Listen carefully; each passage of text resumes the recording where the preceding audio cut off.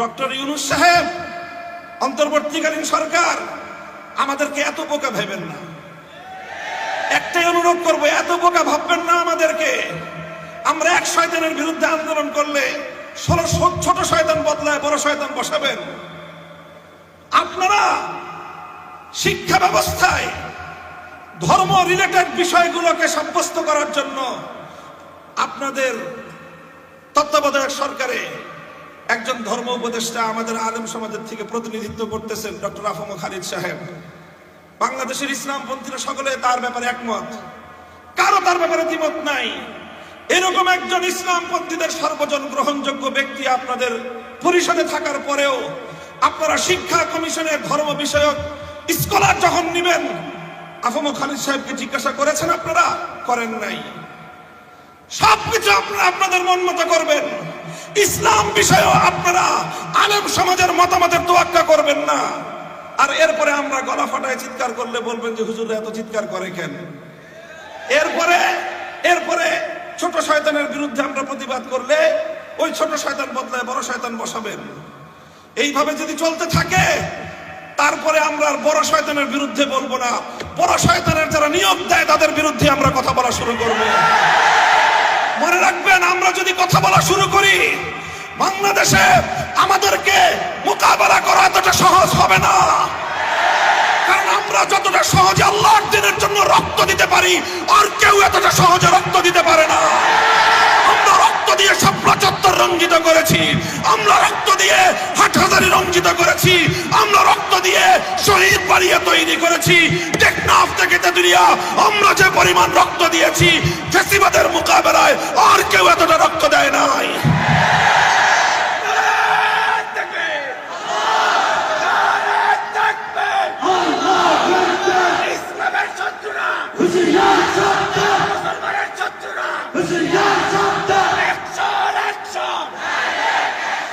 ইসলাম কেন্দ্রিক সমস্যাগুলো সমাধানের জন্য যদি রক্ত দেওয়াই হয় একমাত্র পথ, মনে রাখবেন আমাদের কাছে এত রক্ত আছে, রক্ত নিয়ে আপনাদের পিপাসা নিবারণ হবে না। আমরা বহু রক্ত দিতে পারবো, আপনারা সে রক্ত পান করে শেষ করতে পারবেন না। আমার নবীর ইজ্জত, ইসলামের গৌরব, ইসলামের মর্যাদা আমাদের কাছে এতটাই মূল্যবান, আমি এবং আমার সন্তানরা সহ আমরা রক্ত দিতে প্রস্তুত, ইসলামের প্রশ্নে আপোষ করতে প্রস্তুত না।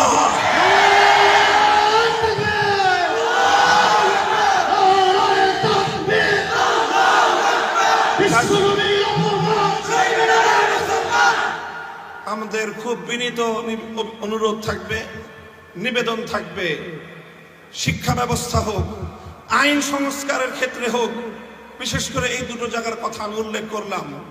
শিক্ষা কমিশন এবং আইন সংস্কার কমিশন, আপনারা যাই করবেন ইসলামের নামে ইসলামিক স্কলার হিসেবে একজন ব্যক্তিকে আপনারা সেখানে সিলেক্ট করবেন যে লোকটা নবীর হাদিস অস্বীকারী। এই ধরনের তামাশা আমাদের সাথে করবেন? আপনারা কি মনে করতেছেন যে তামাশা করে আমাদেরকে আপনারা লাজবাব করে দিবেন? মনে রেখেন, আমাদের পিঠ যদি দেয়ালে ঠেকে যায় তখন আমরা যে প্রতিক্রিয়া দেখাবো, ওই প্রতিক্রিয়া সামাল দেওয়ার শক্তি না বাংলাদেশের আছে, না ভারতের আছে, না আমেরিকার আছে। কারণ আমরা জীবন মৃত্যুর পরোয়া করি না যখন আমার নবীর ইজ্জত এবং আমার নবীর আনিত দ্বীন ইসলামের স্বার্থের প্রশ্ন এসে দাঁড়ায়। আবার আপনাদেরকে খুব শান্ত নম্র ভাষায় পরামর্শ দিচ্ছি, ধর্ম রিলেটেড যে কোনো সমস্যাগুলোর সমাধান আপনাদের মন মতো করলে হবে না। আপনাদের মাঝে আমাদের প্রতিনিধি আফম খালিদ হোসেন সাহেব আছেন, ওনার কাছ থেকে প্রত্যেকটি ধর্মীয় বিষয়ে পরামর্শ নিয়ে আলেম সমাজ রয়েছে, হেফাজতে ইসলাম রয়েছে, অন্যান্য ইসলামিক মহলগুলো রয়েছে, তাদের কাছ থেকে জিজ্ঞাসা করেন। আহলে হাদিসরা আছেন, এদেশে সুন্নিরা আছেন, দেওবন্দিরা আছেন, আমরা সকলেই ইসলামের মৌলিক প্রশ্নে কিন্তু একমত। এই অজুহাত দেখাতে পারবেন না যে হুজুর এই দেশের দুরকম কথা বলে। হাদিস ইনকারের বিষয়ে আমাদের সকলের বক্তব্য এক। আপনারা যে আইনগুলো সংস্কার করেছেন সেই আইনগুলো সংস্কারের প্রস্তাবনার বিরুদ্ধে সমস্ত হুজুররা একমত। কাজেই খুব বিনীত অনুরোধ করে বলতেছি, আমরা অনেক দিন ধরে আন্দোলন করে জেল খেটে রক্ত দিয়ে ক্লান্ত, আমাদেরকে খুব তাড়াতাড়ি আবার মাঠে নামতে বাধ্য করেন না। আপনারাও ভালো থাকেন, আমাদেরকেও কিছুদিন বিশ্রাম নিতে দেন। যদি আমাদেরকে বিশ্রাম দিতে আপনাদের খুব খারাপ লাগে, তাহলে ইনশাআল্লাহ শাপলা চত্বরে আমি আপনাদেরকে দাওয়াত দিয়ে রাখবো। করবার কোনো সুযোগ থাকবে না। পুঁজিবাদী দেশগুলোর কর্ণধাররাও মুসলমানদের কাছে জবাবদিহিতার কাঠগড়ায় দাঁড়িয়ে যেতে বাধ্য হবে। এজন্যই তারা রাসূল সাল্লাল্লাহু আলাইহি ওয়াসাল্লামের সিরাতকে মুসলিম সমাজ থেকেও বিদায় করে দেওয়ার সব ধরনের আয়োজন করছে। এই পরিপ্রেক্ষিতে আমাদের ঐতিহাসিক দায়িত্ব এবং কর্তব্য এসে দাঁড়ায় যে আমরাও তারা যেটা চাচ্ছে তাদের প্রতি কোনো ধরনের ভয় ভীতি আমাদের অন্তরের মধ্যে রাখা চলবে না। পশ্চিমা সভ্যতা, ইউরোপ এবং আমেরিকার যে ভীতি এবং তাদের যে রব, তাদের প্রতি যে একটি আমাদের অন্তরের মধ্যে একটি হীনমন্যতা রয়েছে, মুসলিম জাতিকে আজকে এই হীনমন্যতা থেকে বেরিয়ে আসতে হবে।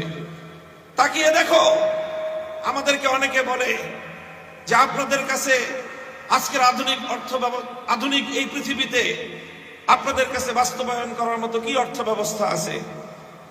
এতদিন পর্যন্ত আমরা তাত্ত্বিক কথা বলতাম, এখন বলবো তাকায় দেখো, ইমারতে ইসলামিয়া মোল্লারা পরিচালনা করছে, দেওবন্দি উলামায়ে কেরাম পরিচালনা করছে। সেখানকার এই মাদ্রাসার হুজুর এবং শিক্ষকরাই ইমারতে ইসলামিয়ার টপ টু বটম গোটা প্রশাসন সবকিছু তারা পরিচালনা করছে। তোমাদের মতো এত ডক্টর সেখানে নাই। তাকায় দেখো আজকে তোমার বাংলাদেশের, আমি ডক্টর ইউনূস সাহেবকে অ্যাড্রেস করে বলি, আপনার বাংলাদেশের অর্থনীতির গতি দেখেন, প্রবৃদ্ধির তুলনা করেন ইমারতে ইসলামিয়ার অর্থ ব্যবস্থার সঙ্গে, মাথা হেট হয়ে আসবে, লজ্জায় মাথা নিচু হয়ে আসবে আপনাদের। আজ ইমারতে ইসলামিয়া সারা পৃথিবীতে অর্থনৈতিক প্রবৃদ্ধির রোল মডেল হিসেবে সারা দুনিয়ার সামনে আদর্শ স্থাপন করেছে, এবং এটা হয়েছে শুধুমাত্র মুহাম্মদ আরবি সাল্লাল্লাহু আলাইহি ওয়াসাল্লাম প্রণীত অর্থনীতির নীতিগুলো ফল অনুসরণ করার বদৌলতে।